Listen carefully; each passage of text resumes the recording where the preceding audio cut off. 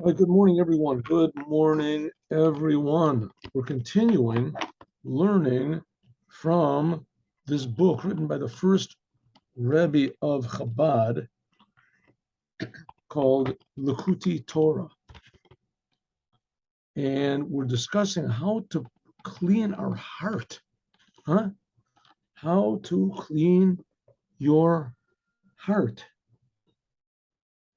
And of course, this is we want to call it a spiritual health book, even more than spiritual. This is an existential health book. Oh, how would it fix up the whole entire existence of the world?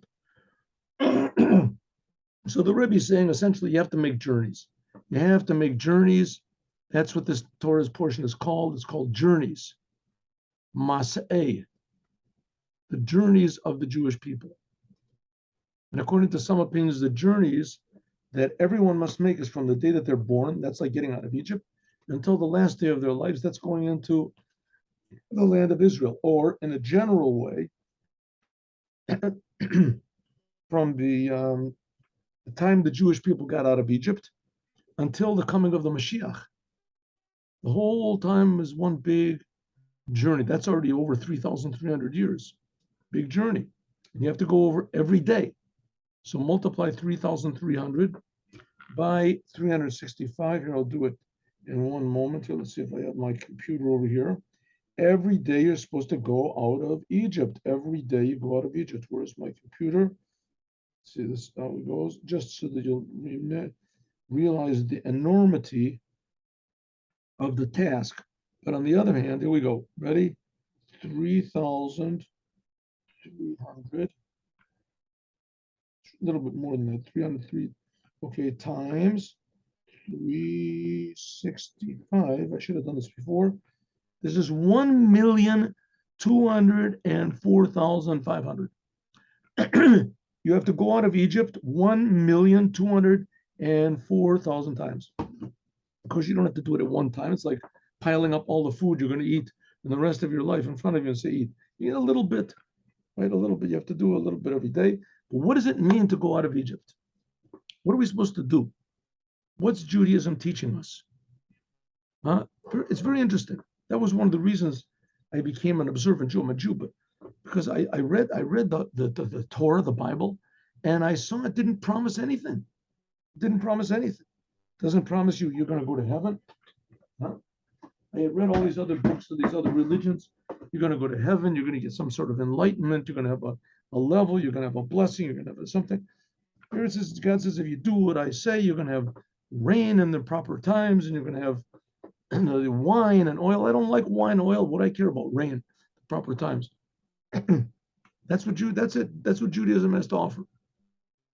I thought that's pretty interesting, because really going to heaven, those things never really so much interested me. I want to know, is there life after birth? Why am I here? Suddenly I realized that's really not just the principle of Judaism, that's a principle of life. The less selfish you are and the less you think about what you're going to get, the more genuine you are. And even if you think you want to go to heaven and that's, but it's still selfishness. In a way, it's more selfish. In this world, all you get is money and temporary things, and we're going for the big prize, the jackpot. Right? Then you're really, that's real selfishness. That's real. So the Rebbe is saying the whole purpose is to not be selfish. That's the point. That's what it means to clean your heart. To clean your heart from selfishness, to do the truth because it's true.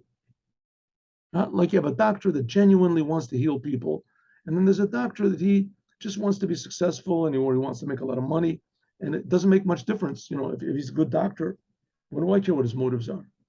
Not so important. But in life, it doesn't work that way. In life, it doesn't work that way. Just in love, it doesn't work that way. You can't have genuine love if you're thinking about yourself. You're not really loving the other person. It's like loving fish. If you love fish, then you let them eat you. You wouldn't eat the fish. You just love yourself, so you eat fish. But that's not love, genuine things, talking about genuine things in life, honesty. Right? You can't be thinking about yourself, because if you do, you're not really honest. Right? The reason that you're honest because you're afraid of getting caught by the police means that deep down you're really not honest. You're really not sincere. You're thinking about yourself. So the Rebbe is giving us the only way, the only option you have to not think about yourself, the only option, there is no others, is to think about your creator. Why? Because the creator is more real than you are. He's creating you. And he only wants for your benefit. But just take a simple example, give you a simple example. The creator wants people, wants there to be people. It doesn't want there to be abortions. The first commandment in the Torah is be fruitful and multiply. The more people, the better. A person can say that's not to my benefit. Not to my one thing to your, but you're thinking about yourself, right? Don't think about yourself. Don't worry, Hashem will take care of it. Now you have children, you got to work. Hashem will find you work. Don't worry about it. It'll work out. Things will work out. Sometimes it's a little bit difficult. Sometimes, yes, it's very hard, right? The families, they used to have 10 children. It was very difficult. Some of them went a little bit hungry, but they had 10 children, right? They had 10 children that grew up human beings. It's you have another child or you have another sandwich. So if you do things according to the way God wants you to, as God helps, very important. And that's what it means to have a pure heart. That's the biggest reward of all. Having a pure heart is more valuable than going to heaven, getting all the riches and getting your name on the paper. Having a pure heart, to be genuine. Because a person that's not genuine, so he can have all the go to heaven and go whatever he wants to, all these rewards and everything, and it's not really him. It's not really, he's always thinking about, well, I should have gotten something better. He never really enjoys anything. So it says the Rebbe like this. There's two types of selfishness. Two types of selfishness. And that's hinted at what we say. We just learned it in Pirkei Avot the other day. If there's no fear of God, then there's no wisdom. And if there's no wisdom of God, if there's no wisdom, then there's no fear of God. So first of all, there has to be fear. You have to have fear of God, and then you can have wisdom. And it says, oh yeah, so how do you get this fear of God? Oh, you have to wisdom first. First, if you have wisdom, then you can have fear. Now, how do you get the wisdom? Before you have wisdom, you have to have fear. But you just said that fear comes by means of wisdom. That's right. So how do you get the wisdom? That's number one. You have to have fear before it. So it doesn't make any sense. How can you can never get started. Remember, we learned that yesterday. So the Rebbe said there's two types of fear of God. Two types of fear of God. One type of fear of God is, that's what we said over here. Remember, one type of fear of God is that you turn away from obviously bad things. Obviously bad things. Right? You don't kill, you don't steal, these are things that a person's conscience tells him. Person's conscience tells him.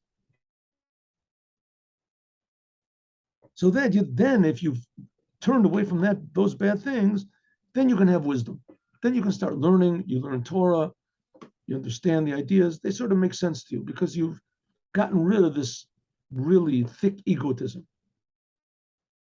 But then there's another type of bad, that this type of bad you can't get rid of on your own. It's not an automatic thing. Your conscience doesn't tell you. This is things like that are permissible, 100% permissible, but you do it only for yourself. You do it for your own egotistic wrong. Nothing wrong with that. You're gonna go to heaven. Go to heaven. You do good things. Only do good things, right? You give charity, and you're a wonderful person, and you give the good word. You do all the commandments. You learn the Torah, right? If you're a Jew, if you're a non-Jew, you pray and you love others and you honor your parents.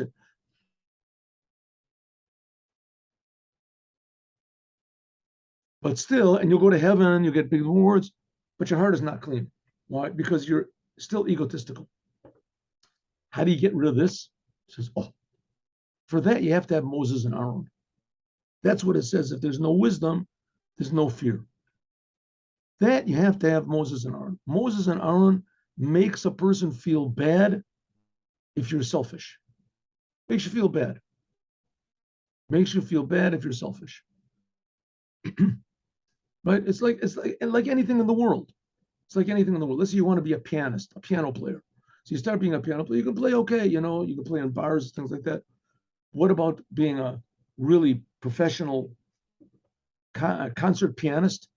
Nah, don't you feel bad that you can't play like, who knows, these great pianists, these fantastic pianists? It doesn't bother me so much. So if it doesn't bother you, it means you're never going to be a great pianist. But if it does bother you, then you got a chance. The same thing, but little minor things you have to change. You have to do a couple more hours of practice every day, and then you'll see, maybe you're at least relevant to be a concert pianist. Such beautiful music. I'm just giving an example. Not that the goal of life is not music, but if you want to succeed really something really, then you have to get rid of your egotism. You have to really get in to the thing that you're doing. You have to, if you want to be an excellent doctor, truly, then you have to really be interested in the health of the patients. You have to be really interested in. They have all the time these movies about crooked policemen and things like that. A true policeman is really interested in justice, and he's not thinking about himself. So, but in order to get to this level, that you really don't have any selfishness, even in permissible things, for that you have to have Moses and Aaron. They're the example, and in Judaism, it's more than just an example. It also gives you power to control yourself, clean up even the permissible things. So that's what it says. That's what it says. That's what we got up to last time. That's Pirush Kodesh. That's what it says, that you have to sanctify yourself, make yourself holy in the things that are permissible to you. Things that are 100% permissible according to the Torah. Right? You can eat kosher food, but you eat the kosher food like a pig. Right? You're in business. You can be in business, but you sink yourself into business because of you haven't got time to pray. You haven't got time to learn Torah. You haven't got time to give charity. It's all tied up, right? And your money is tied up in other things. Permissible. It's permissible. You give the minimum amount of charity. That's okay. You haven't got a good word for people. You don't care about other people's problems to help others. Not an obligation according to the Torah. So that's what it says. Make yourself holy even in things that are permissible to you. That even things that are permissible, it's not just because of not only because you need them, avol machmas ashura bach, because of what's inside of you. Sha'av shu mutar is enu rak lecha, enu rak lecha. I'm sorry. I coming back to myself. It says, make yourself holy in what is permissible to you. Even though it's permissible to you, it's only permissible to you because of what your body needs, because of what your body wants. It lusts. It's kosher food, but you don't eat it in a kosher way. But in regarding to what is resting inside of you, namely your godly soul, ain't no moel heter that. It's a permissible, like we talked about last time. Shaving a beard. Jewish men are supposed to have a beard. It's permissible to take it off, but everyone agrees that taking off your beard does not help you to serve God. But it's permissible. It's permissible. So, but it doesn't help. So for you, your body, it's okay. You look nice, whatever it is. But as far as your service of God, your soul, which is in you, that doesn't help you. How is it that you're going to really feel bad about, just taking the example, about not having a beard? I mean, it's totally permissible not to have a beard. How can you feel bad just because you say, listen, good is permissible, but it doesn't help me to serve God? That's really what interests you. That's what it means, Heyusim Kadoshim, that you have to be holy, Ki Kadosh Ani, because I am holy. Now we're talking about making these journeys that we're talking about. The journey is that you move from doing things that are totally forbidden to doing things that are permissible, but you don't do it in a permissible way. But you find the permission in the Torah. And it doesn't bother you that you're not serving God with that. Then it starts to bother you that you are, and you start to improve that. That's what it means, Yeshem Yichud Chodesh Baruch V'Shechinte. That's what it means for the sake of the unity of God and His Shekhinah. That's why there is, among the religious people, there's so many different kashrut. There's different groups that make kosher. or not. And one group doesn't eat from the other group. Why? Because sometimes it's just politics. It's true. But sometimes it's not. Sometimes it's really a matter of that they see that one group of rabbis is more strict on a certain area. So we go after that. I remember I used to be in Bnei Brak, for instance. They used to be over there, Rav Landau. Maybe it still is. I live in ofChabad now. But Rav Landau over there, his hechsher, his certification on food, that was the best. Because he would, even in the middle of the night, if he heard that there was some sort of a restaurant that had a little tiny infraction, right, that they left the door open or there wasn't somebody, he would go and he would close the place, he would take off his sign from the window. He had a thing that he had the keys to all the stores that he would go into the store and he would take off his kosher sign from the window. It had to be on the time. That was very good. People like that. Right? People like that. It's possible to go overboard also. Yes, it's true. It's possible. But that's the idea that a person wants to be holy, even in totally permissible things. That's what it means to unite Hashem v'Shechintei. That's what it means, uniting God, Kodesh Baruch Hu, the Holy One, and His Shekhinah. What does it mean, Shekhinah? Shekhinah is how God is in the world. And bringing godliness even into the worldly things, the Shekhinah, godliness which is in the world, to bring it even in the most mundane things. Like it says, B'chol dorachecha do'eu. This is Aaron. I'm sorry, that's the level of Moses. That's the level of Moses, to bring down godliness in everything you do. And we said the journeys have to be by Moses and Aaron. Moses is the one that brings down godliness to him.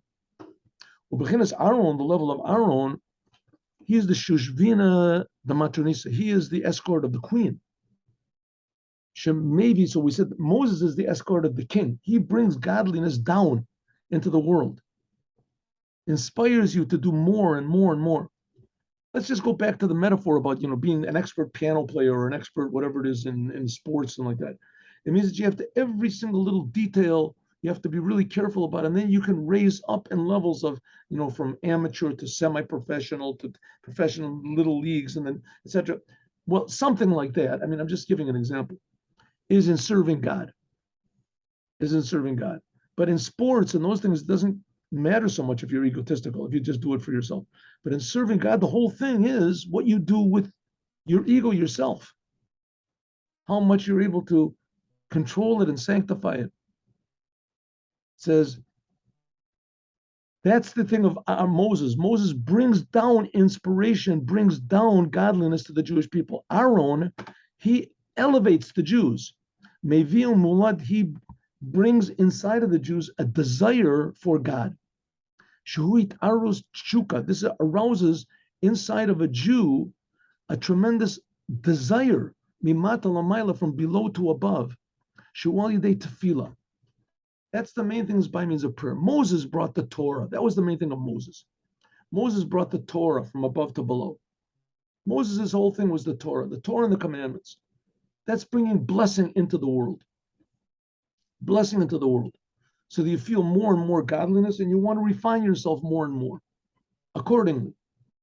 Right? A king comes to visit you in your house. You hear the king is going to come. So you clean up the house. As soon as the king starts coming, he gets closer, then you really start cleaning up the house. Right? You realize that the king is really going to come into your house. Your actually house. You're frantic the last couple of minutes. And every moment the king is in your house, you have people that are cleaning up, and you yourself are going around cleaning up specks of the king is in your house. That's the thing of Moses. He brings God down so that you clean up your act. Aaron, his thing is prayer. Tzamalach nafshi, a thirst for you, God. Hitbonanut, namely contemplating deeply, bepesuki dezimra, in the Psalms of King David that are in our prayers that we say before Shema Yisrael. Those of people who don't know what I'm talking about, you have to get a Jewish prayer book. You can get one in English and look through it. A genuine Jewish prayer book, not I say Orthodox. And you see that it moves, that there's like it's a ladder. It's the ladder of prayer. Jacob saw a ladder. This ladder stood on the ground, went up to heaven. He saw a ladder. And this ladder of prayer, that's the ladder, that's called the ladder of prayer. Moves a person up from below to above. It moves you up in your desire to come closer to the Creator. Namely, like King David did. He sang psalms to God, and he started realizing that it's really true, that this world really is God's world. It's not our world. God is creating me. I'm not creating God.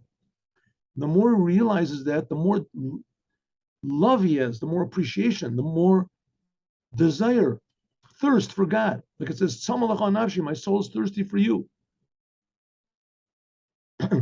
That's like thinking that in the blessings and in the Psalms of King David that come before we say Shema Yisrael in the prayers. Shema Yisrael, that's like the semi-high point of the prayer. The Achrav, and afterwards, when we come to V'ahavta, that you should love God with all of your heart and Kriya Shema, this is raising up. Nefesh kol adam, because the soul of every human being, mishtokek rak lava, is desiring only this type of love. I'm sorry.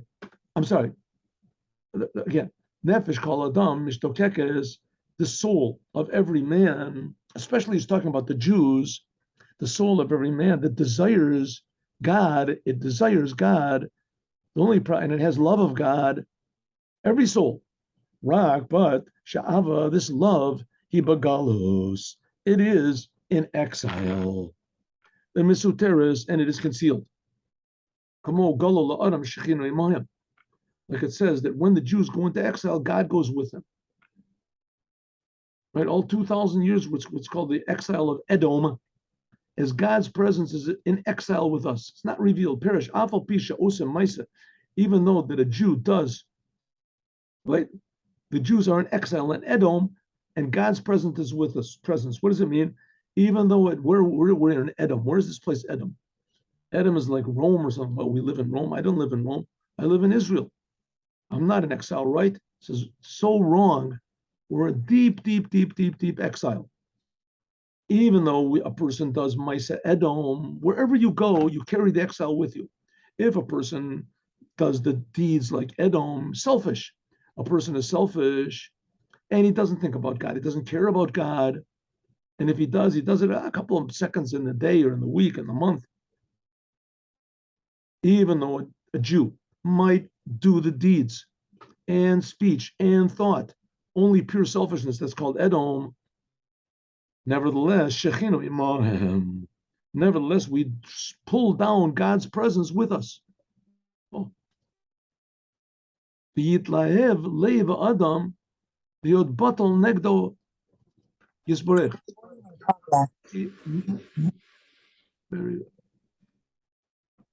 To be negated with him, right? It's almost, let's say, for instance, a person, let's take an example. Let me try to think of an example. A person is looking for his father, right? It was in the Holocaust, and his father got lost, and they got separated, and he's lost from his father, doesn't know where his father is. He doesn't know where his father is, and he's lost, and so he just gives up on life, and he does all sorts of terrible things and awful things, and right, there's some bum on the streets, whatever, he takes him, and they go around together, and he drags this bum wherever he goes. So finally, one day he says, goes to a rabbi, what's wrong? The rabbi says, what's wrong with you? He says, I'm miserable. I lost my father in the Holocaust. I can't. He says, your father? He says, well, one second, there's that old bum that you're carrying around with you all the time. Yeah, remember you got involved in that robbery? You're sitting in prison. Yeah, well, that's your father. What? It's that guy that you picked up off the streets. Remember, you did all these terrible crimes and things like that, and he got caught. You ran away. You couldn't. He's sitting in prison. That's your father. That's the father I've been looking for all this time. Yeah, that's him. You didn't know? I didn't know. Says the Rebbe, that's exactly what's going on. Here we're looking for God. We're desiring God. God is with us. But we do all sorts of things that are against God. We go against the Torah. We do everything, terrible things. But I'm looking for God because I can't find God. That's why I do all these bad things. I can't find there's no meaning in life. There's no purpose in life. I created myself. Came from a monkey, whatever it is. There's no God. I don't believe. Somebody says, the Rebbe comes along and says, hey, you're looking for God? Yeah, but I gave up. Well, the God is right inside of you. Don't you? You put him in prison. Where is he? He's inside of you in prison. He's inside of you in prison. Says wherever you go, you take God with you. That's what the Shekhinah is in exile in Edom. Wherever you go, you're looking around for him. It's right inside of you. All you have to do is just clean your glasses. Just Kamola, Mashal, for instance, like we see, Davar Gashmi, a physical thing, Maiseh Shel Adam. A person does a deed, right? A deed, right? He drinks a glass of water. Is that's batal neged ruchnius? That's negated regarding the spirituality, the thought. Kamo machshava, like a thought, right? A person has a thought, and from this thought can come 1,000 deeds, right? He gets a thought. I'm going to open up a business, and I'm going to make cosmic ray powered cars. What is it? So I get that, I get a formula and I get it, and I open up a business of a huge factory. I have like 50,000 workers. It all came from one thought, one little thought,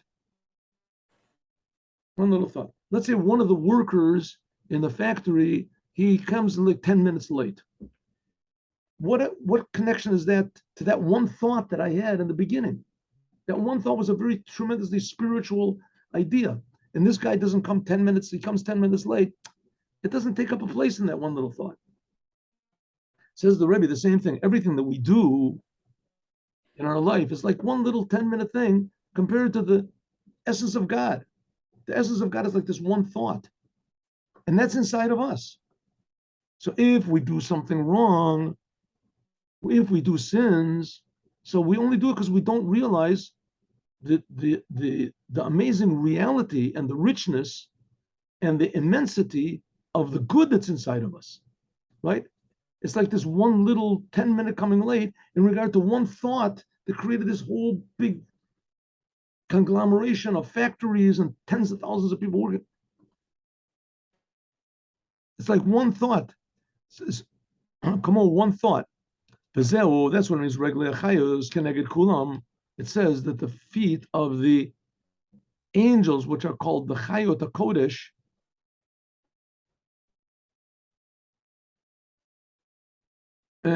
what happened? 1 minute, 1 minute. There we go. Oh, here we go.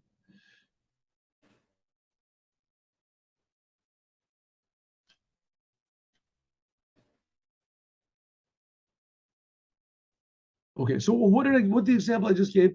A person has one little thought, a thought, and from this one thought comes like hundreds of factories, and there's tens of thousands of people, whatever's working there, and they're producing multi-trillion-dollar thing, compared to one person coming late, 10 minutes. It's like nothing.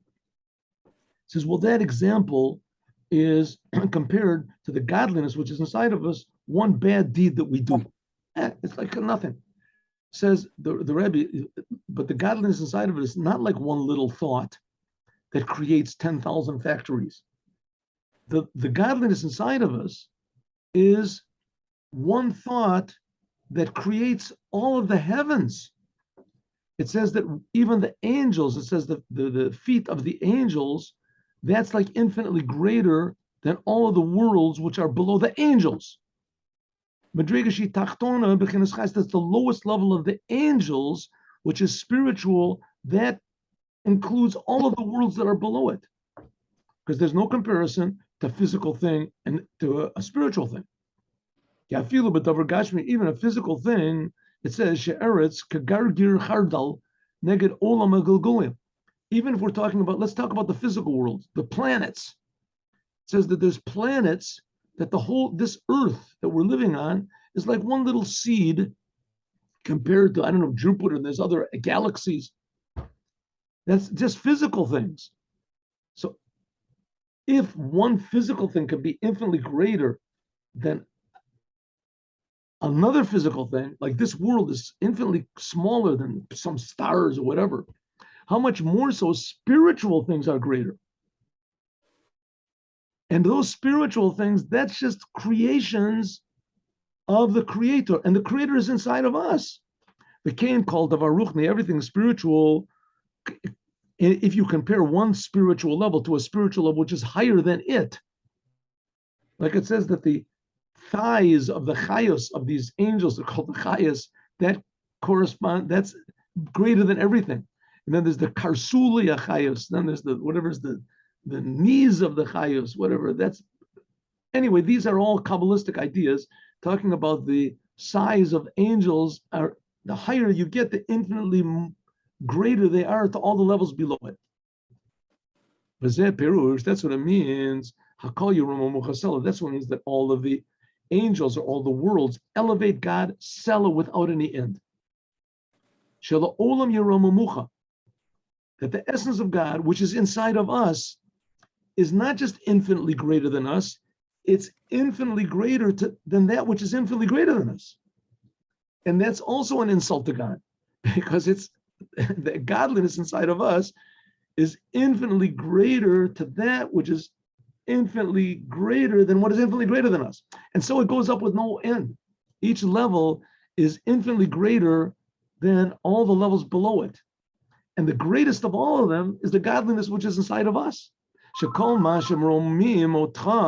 matter how much we can elevate God, it's nothing. Because you can always elevate God even more. And also, it has no measurement. That the essence of God, of course, is infinitely greater than anything we can elevate. Now, this is the idea of the journeys that we're talking about. But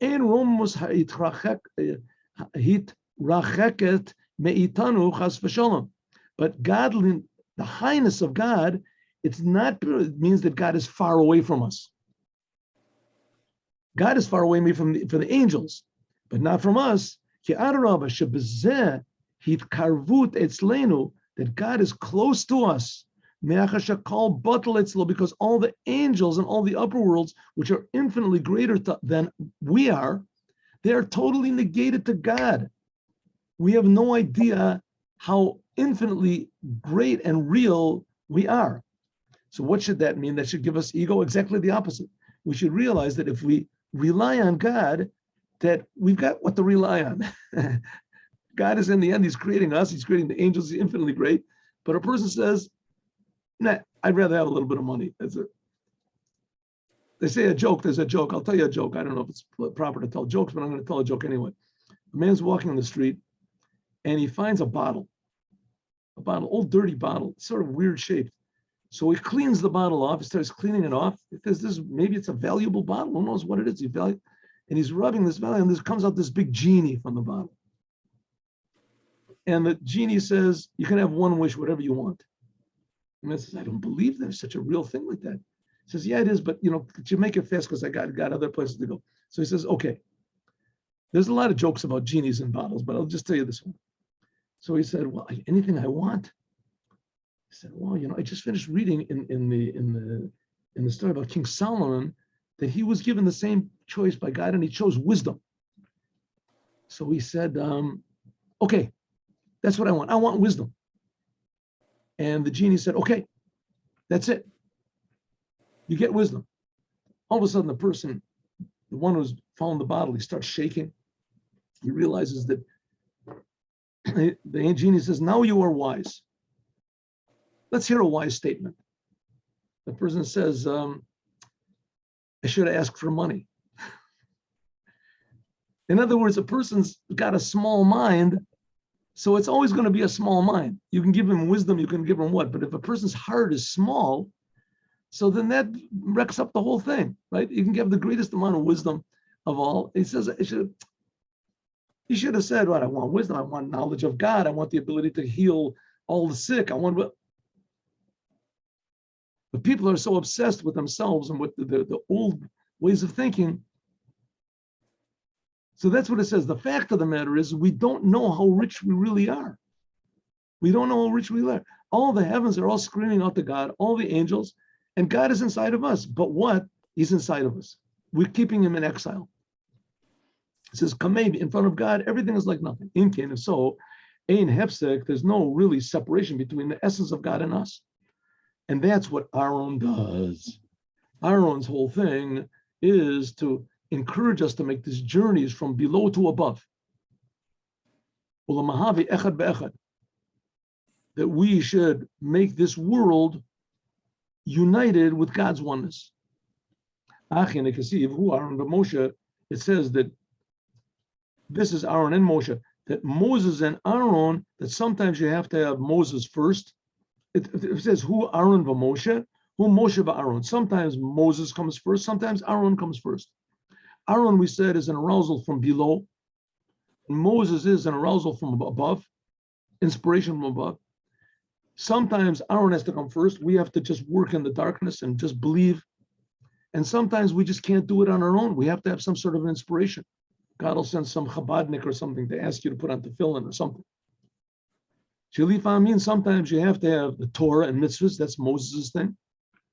In order to pray properly with love. And sometimes you begin, first of all, you have to arouse love. And then afterwards, you can learn and do Torah properly. That, the Rebbe is giving us the foundation for making the journeys, for elevation. Foundation for elevating ourselves. How to clean up your view of the world. How to rid yourself of gross egotism and fine egotism and delicate egotism and spiritual egotism, until finally a person is able to receive the blessings of Moses, Torah and commandments, and to receive the arousal from Aaron from below to above. And the Rebbe gave us a bit of advice how to arouse ourselves from below to above, because the Rebbe is also Moses and also Aaron. He's giving us knowledge from above, Torah. He's also giving us inspiration from below to arouse our love for the infinite creator, which is inside of us, just waiting behind the wall, like he says, for us to just knock a little bit to connect ourselves to the creator of the universe. Okay, let's begin the next mimer. Eila Masa'ei B'nei Yisrael Asher Yatzu Me'eretz Mitzrayim L'tzivotam B'yad Moshe V'Aaron. Right, there are 7 facets to the Torah, and it says that, and each one is, there's 70 facets to each one, and etc. And there's no end to the proper ways of looking at the Torah. There's depth, deeper and deeper. We have Kabbalistic ways and Hasidic ways and Midrashic ways and simple, obvious Pshat, Remesh, Drush, Sod. So here's another aspect. Let's have a look, another look. What did we learn before? The foundation, how to make these journeys every day of your life, how to come closer to the Creator, which is infinitely close to us. How can we do it? And that's what we learned in the previous mimer. Go over it. Let's start something new. These are the journeys of the Jewish people that they went out from the land of Israel. Right? This is the first line in this week's Torah portion. These are the journeys of the Jewish people that they went out from Egypt, the Tzivotam and their hosts, in the hand of Moses and Aaron. Now the Rebbe is going to ask a different question. Let's understand, what is this Masa'eh, the journeys of the Jewish people that they left out of Egypt? Me'eretz Mitzrayim hu rak yetziah achad. To go out of Egypt was what's one journey. A Rishon shenasu miram says the Sukkos, right? If, for instance, I take a trip. I want to go to the Rebbe on Tishrei. So I leave Israel. I get on the plane. I leave Israel. And it's a 12-hour trip. So I don't say it's 12 hours leaving Israel. I left Israel 12 hours. I don't say that. You say it's 12 hours to the destination. You're talking about the destination. That's what the journey is. The journey is you measure the time it takes to get to your destination, not the time it takes that you left from. Once in a while you say, listen, I've been away from home for 20 years.